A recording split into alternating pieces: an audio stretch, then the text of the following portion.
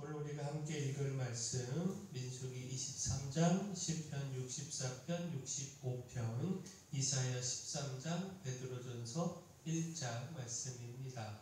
자, 오늘 말씀으로 나눌 주제, 이긴다는 겁니다.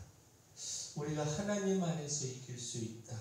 하나님의 축복으로 또 하나님의 심판으로 이길 수 있다라는 겁니다.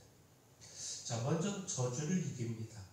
하나님의 축복은 사람의 저주로 막을 수 없고 그 축복은 능히 저주를 이깁니다.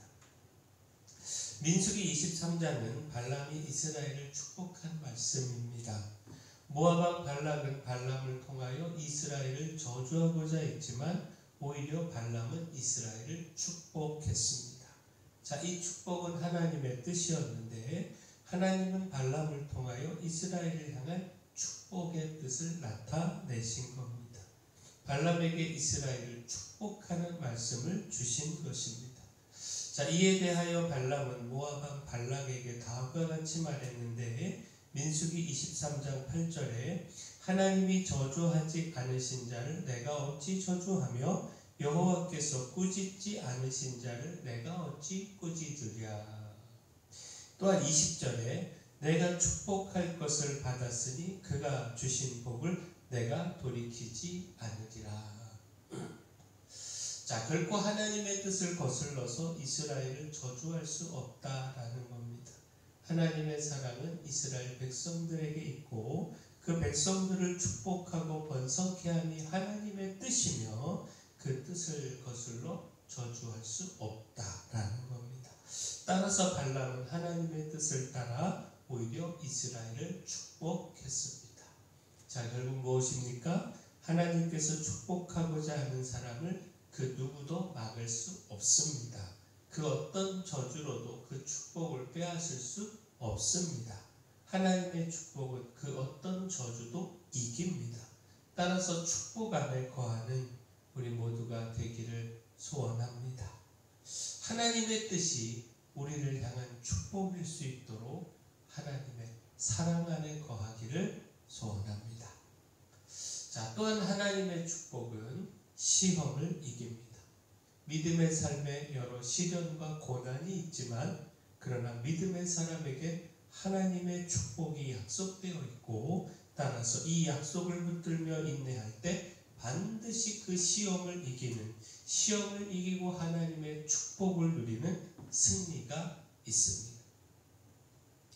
베드로전서 1장은 그리스도를 통해 주어진 산 소망을 기억하고 고난을 이기며 거룩함에 힘쓸 것을 교훈하는 말씀입니다.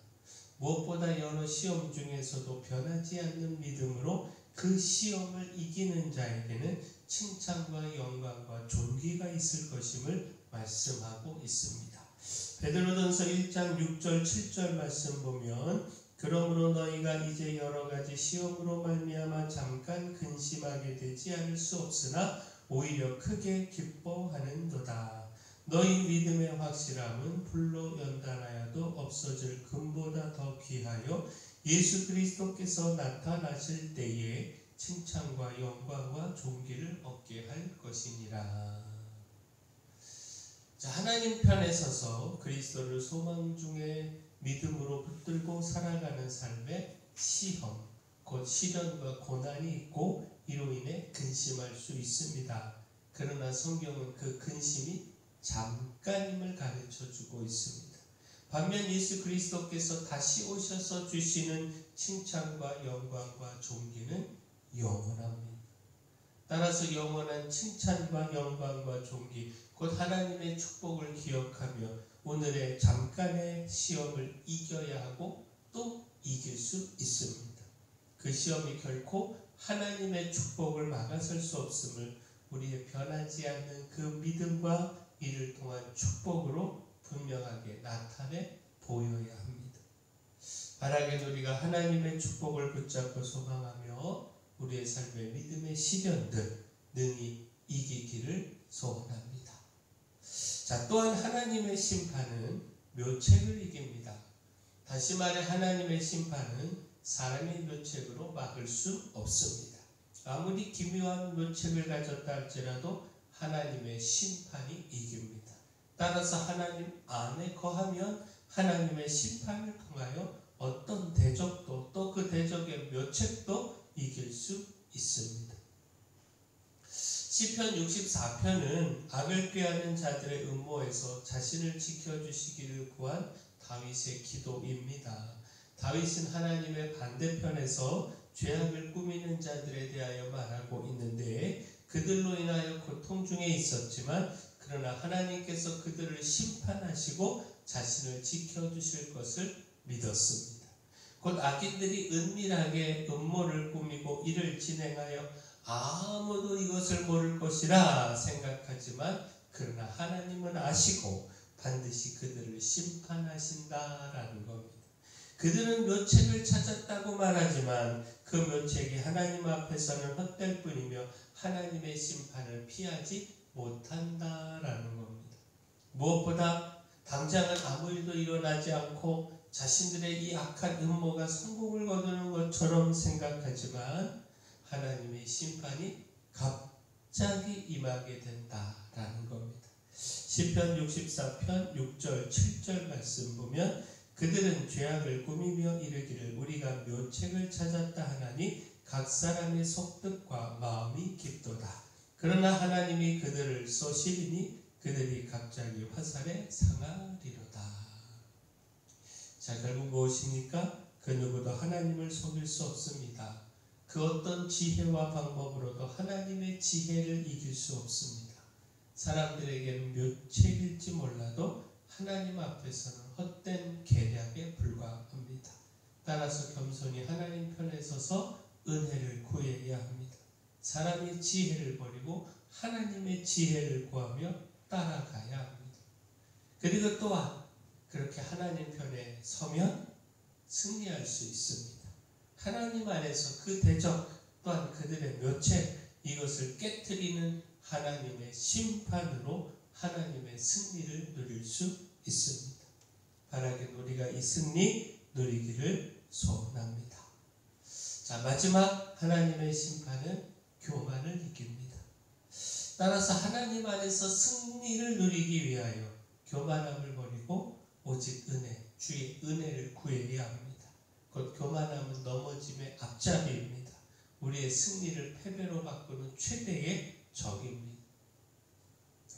이사야 13장은 바벨론을 향한 하나님의 심판의 말씀입니다. 그 나라가 강성하고 온갖 영화와 부귀를 누리며 교만했지만 하나님의 심판 앞에 그 모든 것이 사라진다라는 겁니다. 그 교만으로 인해 하나님께서 멸하신다라는 겁니다. 그 모든 영광을 심판으로 변하여 소돔과 고모라 같이 되게 하신다라는 겁니다. 이사야 13장 11절 12절 말씀 보면 내가 세상의 악과 악인의 죄를 벌하며 교만한 자의 오만을 끊으며 강포한 자의 거만을 낮출 것이며 내가 사람을 순금보다 희소하게 하며 인생을 오빌의 금보다 희귀하게 하리로다. 또한 19절도 보면 열국의 영광이요 갈대아 사람의 자랑하는 놀이기가 된 바벨론이 하나님께 멸망당한 소돔과 고모라 같이 되리니. 자, 결국 무엇입니까? 그 어떤 영화와 강성함도 하나님의 심판의 때에 아무런 힘이 되지 못합니다. 아무리 영화롭고 부유하고 힘이 있다 할지라도 그 부유함과 힘으로 하나님의 심판을 막아서지 못합니다. 하나님께서 심판하기로 뜻하신 이상 세상의 그 어떤 힘도 하나님의 뜻을 막을 수 없습니다. 따라서 교만함을 버려야 합니다. 그 영화와 힘과 부유함을 믿고 교만한 순간 하나님의 심판에 이르기 때문입니다. 당장은 그 가진 힘으로 인하여 하나님의 심판도 피할 수 있을 것 같고 또 그 힘이 영원할 것 같지만 결코 하나님의 심판 피할 수 없고 그 힘도 잠시 잠깐일 뿐입니다. 오히려 그 모든 힘 내려놓고 겸손히 하나님을 의지하고 하나님의 은혜를 구해야 합니다. 자, 하나님의 축복은 사람의 저주로 막을 수 없고 여러 시련을 이기고 반드시 주어집니다. 하나님의 심판도 사람의 묘책과 강성함으로 막을 수 없고 반드시 주어집니다. 따라서 하나님의 사랑 안에서 하나님의 축복 안에 거해야 합니다. 교만함을 버리고 겸손함으로 하나님의 은혜를 구해야 합니다.